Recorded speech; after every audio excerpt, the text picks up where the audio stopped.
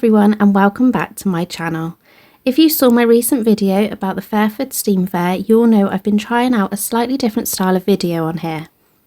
Usually I share more about everyday life as a mum and the adventures we have as a family, but lately I've really enjoyed creating these story style videos about days out. I'd love to hear in the comments what you think of this one too. Would you like to see more of them?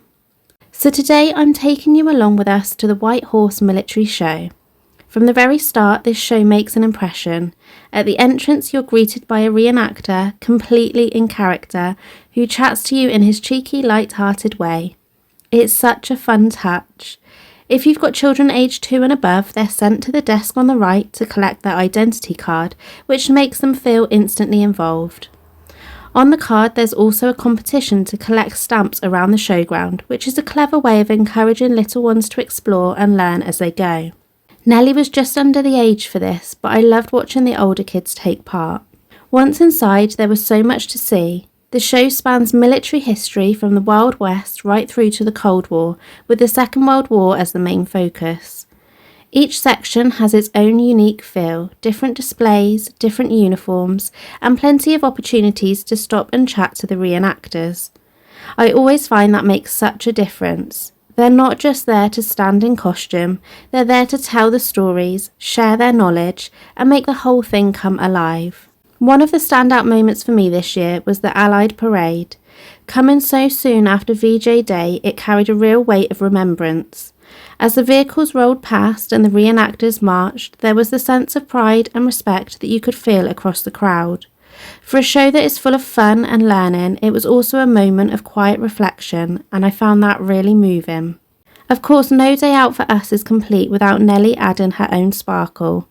Her favourite part of the whole show was the beautiful horse in the World War I section. We went back several times because she just couldn't leave it alone.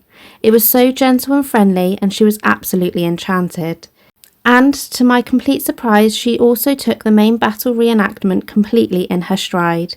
I half expected her to be unsettled by the noise and action, but she sat and watched with wide eyes, taking it all in. And then, a real surprise visitor to the show, the fly-past and landing of a Lynx helicopter. For me, this was a throwback to my own childhood. I grew up watching helicopters like that, so seeing one up close again felt really special, and for Nelly, who adores helicopters, it was the highlight of her day. The absolute joy on her face when she not only saw it land, but then got to sit inside the cockpit is something I'll never forget. She was in her element, turning the controls and looking out as if she was ready to take off herself. It was one of those moments where my childhood and hers connected, and it made the whole day even more memorable. What I really admire about the White Horse Military Show is how inclusive it feels. It's obviously aimed at enthusiasts, but they've worked hard to make it a family-friendly experience. Every section had someone there who was approachable, knowledgeable, and eager to share, which makes it a brilliant way of teaching children about history. It's not just information on boards or in books, it's people talking to you, showing you objects, and creating an atmosphere that you can step right into. That's the kind of learning children remember.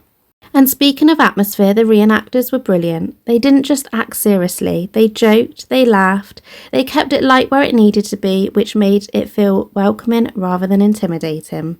And then of course, the sets and props themselves added so much authenticity. Knowing that many of them have actually been used in films and television shows gave everything another layer of interest.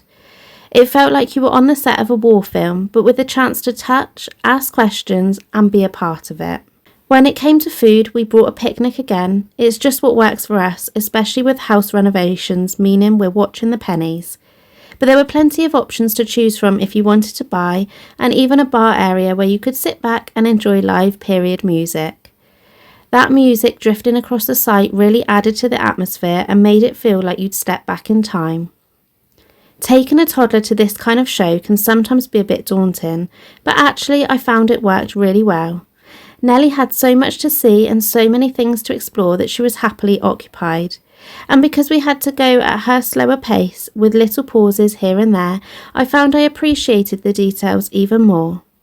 Sometimes, instead of rushing from one display to the next, it's nice just to take it in slowly.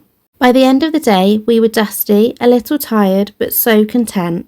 It was such a memorable family outing. The White Horse Military Show gave us fun, learning, nostalgia, and even a helicopter cockpit adventure all rolled into one. If you're thinking about visiting in the future, I do have a few tips. Bring plenty of water because there aren't refill stations and it can get very hot and dusty. If you've got children, ear defenders are a must for the battles and noisy displays. And most importantly, talk to the reenactors. They love sharing their knowledge, and the stories they tell are what will stick with you long after the day is over. For me, the White Horse Military Show struck such a great balance between being educational, immersive, and family friendly. It's one I'd definitely love to go back to again, and I think Nellie would agree, especially if there's another helicopter waiting for her next time.